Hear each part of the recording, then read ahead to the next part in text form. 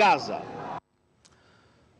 Well, DD correspondent Amritpal Singh joins us from Tel Aviv. Amrit, what's the latest situation? And today the world leaders are meeting in Cairo.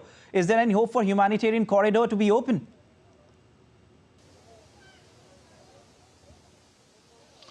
Well, the situation remains grim and grave. In fact, it's becoming graver even, by the minute here, because the military campaign by Israel is on full steam. They continue to pound targets inside the Gaza Strip, saying they are targeting, they're doing precision bombing on Hamas targets. But the fact remains there are civilian casualties which are going up. The numbers have almost reached 5,000 if we add both sides.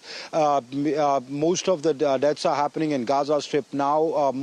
Hamas is also not relenting. It's firing rockets, but most of them are being intercepted by Israel's Iron Dome. Some are hitting villages and infrastructure, but that's very few of them, and there is no reported loss of life because people have been evacuated from the border with the Gaza Strip and the Lebanon border. So most of them are hitting either houses or buildings, so there is damage to property and not life, but there is clear damage to life. More and more people are getting injured in the Gaza Strip.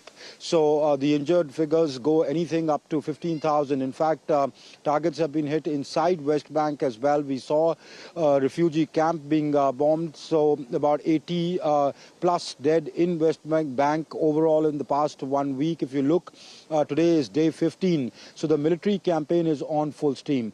But there are diplomatic efforts being made to resolve the crisis. Today, as you said, the world leaders are meeting in Cairo.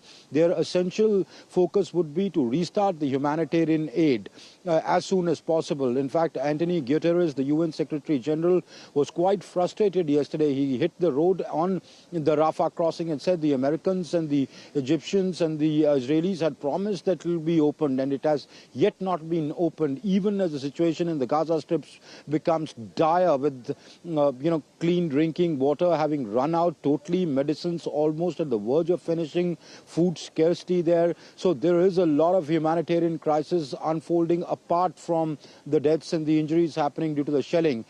So I think the focus in today's meeting would be to open the Rafah border as soon as possible. And yes, there is a glimmer of hope. The two American hostages, one mother and one daughter of U.S. citizenship, of U.S. nationality, have been handed over to the International Red Cross by Hamas. And they are likely to be, transported into Egypt and then handed over to the Americans. That's a glimmer of hope. But there are about 203, total hostages. So it's just two. But anyway, nevertheless, it is a good beginning. And that means some back-channel negotiations with the Hamas have started yielding results.